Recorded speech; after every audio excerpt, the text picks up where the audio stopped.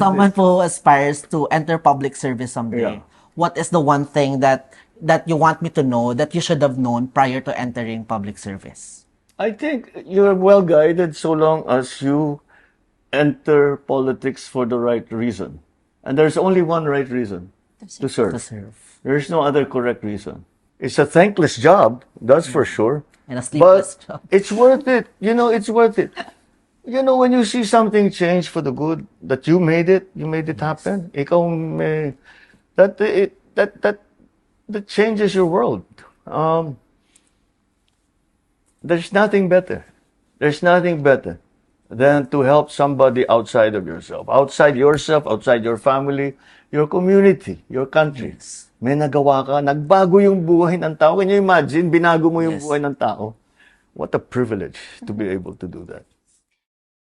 Good afternoon po, Mr. President. So first, I'd like to introduce ourselves first. Okay. So as I'm Agripino John Patrick M. Gaan po, AJ, you can call me AJ. And I'm from West Visayas State University College of Law and of course, the student of the First Lady. Okay. Ako naman po, si Janine Lagbawan from Polytechnic University of the Philippines, taking up Okay. journalism po, and second year college pa lang po ako.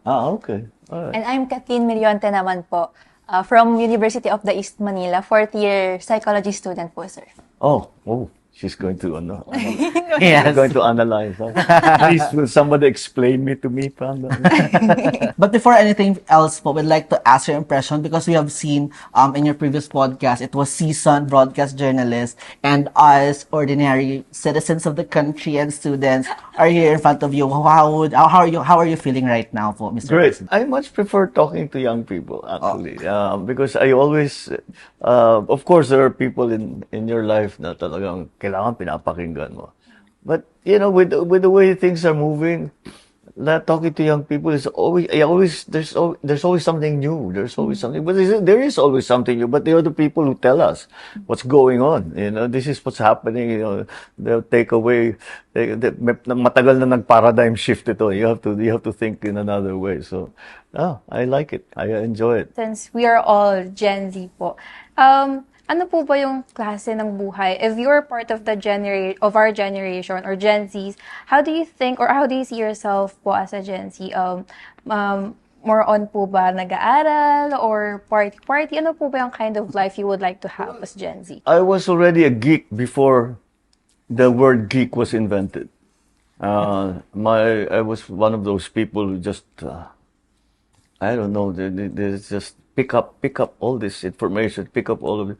I would be so happy because the level of information that's available to everyone now, not necessarily a good thing, but the level of it, the volume of information that's available now. My God, it's so interesting. You can look up anything. I wish I had ChatGPT when I was having to write essays and it's 2 a.m. and hindi mo pa natatapos yung essay mo. So, sir, you mentioned po about the use of ChatGPT po in our generation, sa Gen Z po. So, one thing that concerns me po about the ChatGPT or AI in general po is that it's undeniably a threat to us po, especially students, employees, sa workforce po ng Pilipinas. So, I'm wondering po na kung magkakaroon po tayo ng regulation about AI po, na pwede po nating implement nationwide. I know, but we are all discussing, pinag-uusapan namin yan dahil sinasabi kahit anong gawin natin, nandiyan parating, hindi parating ang AI, nandiyan na. Dadami yan, lalaki. I was doing making a list of subjects around AI that I wanted to discuss during the ASEAN. So, sinimulan ko, simple lang, AI and education, AI and infrastructure, AI and renewables. Walang katapusan yung listahan. It does not end. Yes. The longer you want, the more time you spend on it, the longer that list will become because it's going to touch everything. And it's important for us to understand it. That's why it's not so easy. May kasabihan yan eh. Legislation is always years behind technology. And the reason is, generally, legislators do not immediately understand technology. Meron medyo techie na nakakaintindi, pero karamihan hindi. So, what will you legislate? what's the best way for the Philippines to take full advantage, to maximize the use of AI. The other side of the equation is, what are the things na kailangan bantayan natin? Ayan na, yung mga fake news, yung mga misinformation, yung mga disinformation, etc., etc. I wanted to ask you guys, there's one thing I don't understand about the life on the digital life, is the bullying.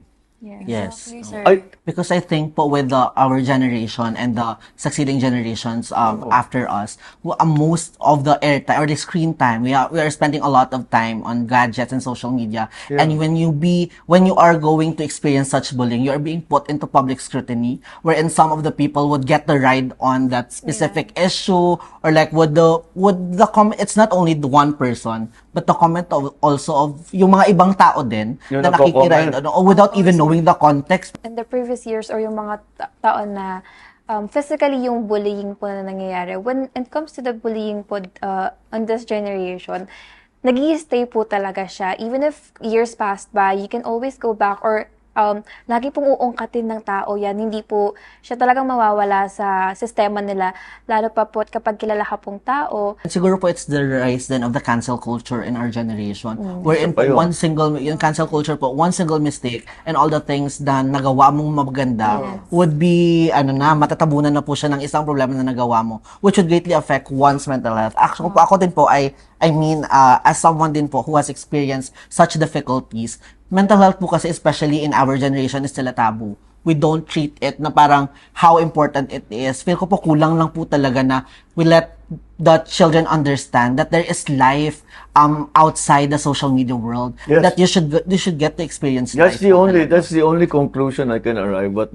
Yun ang buong buhay ng kung sino man yun, ano. Basta yung buong buhay niya is online. So what goes online, that's the only important, Yes. that's only things, not what goes on in real life. I think po, para po ma-prevent po natin siya in some way, would be, of course, to educate proper online etiquette po talaga. Netiquette, if what we call it po. Ganyan po. Kasi, yung social media is a very huge part of our daily lives na po talaga eh. In the Philippines, we are one of the greatest users of the internet. Maybe it's just my own experience. But some of the people that bullied me in school became some of my best friends. They really did. Pareho tayo. Oh, di ba? Naging kaibigan mo eh. Okay naman talaga eh. Yun lang siguro nakita ko, gusto ko lang buwisitin, di ba? Di ba? But